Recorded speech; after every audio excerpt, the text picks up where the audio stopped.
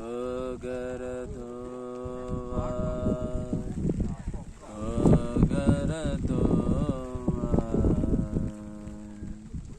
संगरतो संगवीना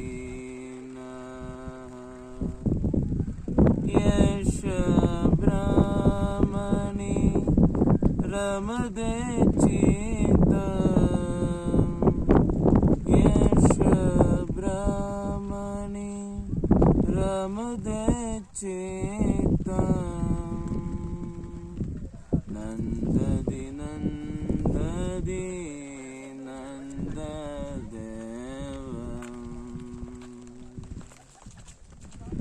सत्संगत्वे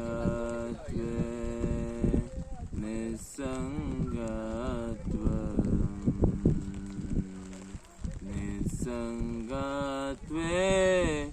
जीवन मुक्ति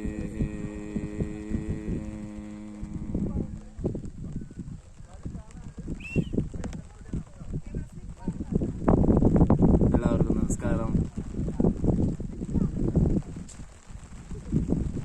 കുടജാത്രി ആദി ശങ്കരാചാര്യരുടെ ധ്യാനത്തിനിരുന്ന ഈ ഒരു സ്ഥലം എന്നെ സംബന്ധിച്ച് നോക്കുമ്പോൾ ഈ ഒരു പ്രകൃതി തന്നെ ഒരു ധ്യാന പ്രക്രിയയ്ക്കുള്ള ഒരു ഉപാധിയായി തന്നെ മാറിയിരിക്കുകയാണ്. എപ്പോഴും ഒരു യോഗി ഉയർന്ന കുണ്ടലിനി ചൈതന്യം കൊണ്ട് സമാധിയിലേക്ക് പോകുമ്പോൾ ആ സമാധി ഊർജം ശരിക്കും ഓരോ ജീവാത്മാക്കൾക്കും ആ ഒരു ഗന്ധമറിഞ്ഞ് വർഷങ്ങൾക്ക് ശേഷമാണെങ്കിലും ഇവിടെ തേടിയെത്തുന്നെന്ന് പറയുന്നത് പോലെ അദ്ദേഹത്തിൻ്റെ ധ്യാന അനുഭൂതിയിൽ അദ്ദേഹം ആ സമാധിയിലിരുന്ന ആ മണ്ഡപത്തിൽ, ആ ജീവസമാധി മണ്ഡപത്തിലേക്ക് നമ്മൾ പോകുന്ന സമയം എന്താണ് ആ ഗുരു അറിഞ്ഞ ആ തലം എന്നുള്ളത് ഇന്നും നമ്മുടെ ബോധതലത്തിലേക്ക് തരുന്നൊരു പ്രക്രിയയാണ് ശരിക്കും നടക്കുന്നത്. ഒരു സന്യാസിയോ ഒരു യോഗിയോ അവരുടെ സാധന എന്ന് പറയുന്നത് എപ്പോഴും വൈരാഗ്യ സാധനയാണ്, തീവ്രമാണ്. അവർ പല ഇതുപോലുള്ള നിശബ്ദമായ പ്രകൃതിയോട് ചേർന്നുള്ള ഇതുപോലുള്ള സ്ഥലങ്ങളിൽ ഒരു പർട്ടിക്കുലറായിട്ടുള്ള നമ്മുടെ ആധാര ചക്രങ്ങൾ മുകളിലേക്ക് ഉയരാനായിട്ട് അവർ തന്നെ ധ്യാനത്തിലൂടെ ഒരു ഊർജത്തെ നിർമ്മിക്കുകയും ആ ഊർജത്തിൽ വർഷങ്ങൾക്ക് ശേഷം സാധനപാതയിലുള്ളവർ സാധന ചെയ്തുകൊണ്ട് പോകുന്ന ലൈഫിൽ ഇവിടെ വരുന്ന സമയം ആ പരബ്രഹ്മത്തിൻ്റെ ആ ഒരു കോൺഷ്യസിലേക്ക് നമ്മൾ എത്തുന്ന ഒരു തലമാണ് ഇങ്ങനെയുള്ള സ്ഥലങ്ങളെന്ന് പറയുന്നത് തന്നെ. ഇവിടുത്തെ അന്തരീക്ഷം പോലും നമുക്ക് ധ്യാനത്തിന് വേണ്ടി ഒരുങ്ങുന്നൊരവസ്ഥ. ഞാൻ റെക്കമെൻഡ് ചെയ്യുന്നൊരു കാര്യം, ധ്യാനം പരിശീലിക്കുന്ന സാധന പാതയിലുള്ളവർ തീർച്ചയായും വന്ന് ധ്യാനത്തിനിരിക്കേണ്ട ഒരു സ്ഥലമാണ് ഈ ഒരു കുടജാത്രിയിലെ ആദിശങ്കരാചാര്യൻ്റെ സമാധി പീഠം.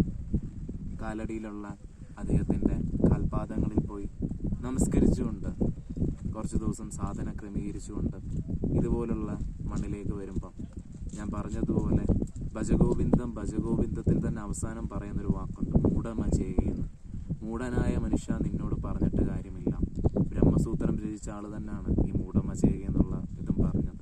അപ്പോൾ ഈ മൂഢതയിൽ നിന്ന് നമ്മുടെ മനസ്സിനെ ഗ്രഹിക്കാൻ പറ്റാത്ത നമ്മുടെ ബോധം അറിഞ്ഞുകൊണ്ടിരിക്കുന്ന ആ ബോധത്തെ നമ്മൾ കണ്ടെത്തുവാനായിട്ടുള്ള നമ്മുടെ പരിശീലന ക്രമീകരണത്തിൽ ഗുരുവിൻ്റെ ആദിശങ്കരാചാര്യൻ്റെ സമാധി ഈ ഒരു മണ്ണ് നമുക്ക് ഒത്തിരിയേറെ സഹായപ്രദമായി മാറും. നമ്മുടെ ആത്മീയയാത്രയിൽ നമ്മളെ ആ പരമാവധി ആ പരമമായിട്ടുള്ള സത്യത്തിലേക്ക് നമ്മളെ കൊണ്ടുവന്ന് ലയിപ്പിക്കും. എപ്പോഴും ഈ ഒരു സ്ഥലം ധ്യാനത്തിൻ്റെ ഉയർന്ന അനുഭൂതിയുള്ള ഈ ഒരു സ്ഥലം. എല്ലാ മനുഷ്യനും സാധനാ ജീവിതത്തിൽ ബ്രഹ്മമാണ്, ബ്രഹ്മത്തിലേക്കുള്ള യാത്രയാണ് ആത്മമുക്തിയിലൂടെയുള്ള.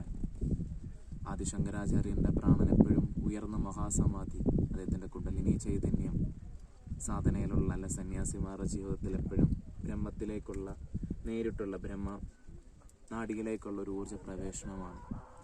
അപ്പോൾ അതുപോലുള്ള ആ ഊർജ്ജം നമ്മളിലേക്ക് ഒരു തവണ നമുക്ക് അലിഞ്ഞു ചേരാൻ കൃപയോടുകൂടി ഇവിടെ വന്നിരുന്ന് ധ്യാനം ചെയ്യുമ്പം വലിയൊരു സംഭവമാണ്. ജീവൻ്റെ അർത്ഥത്തെ ദൈവത്തെ നമുക്കറിയാൻ സാധിക്കുന്നത്.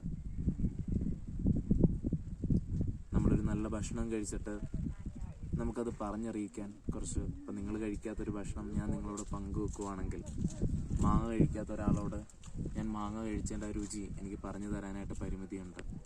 അതേപോലെ തന്നെ ആത്മജ്ഞാനമെന്ന് പറയുന്നത് നമ്മൾ അനുഭവിച്ചറിയേണ്ടതാണ്, ഒരിക്കലും ഒരു തിയറിയല്ല, ഒരിക്കലും ഒരു തിയറിറ്റിക്കൽ ക്ലാസ്സുമല്ല. ആത്മീയത എന്ന് പറയുന്ന എക്സ്പീരിയൻസ്ഡ് ആണ് എപ്പോഴും.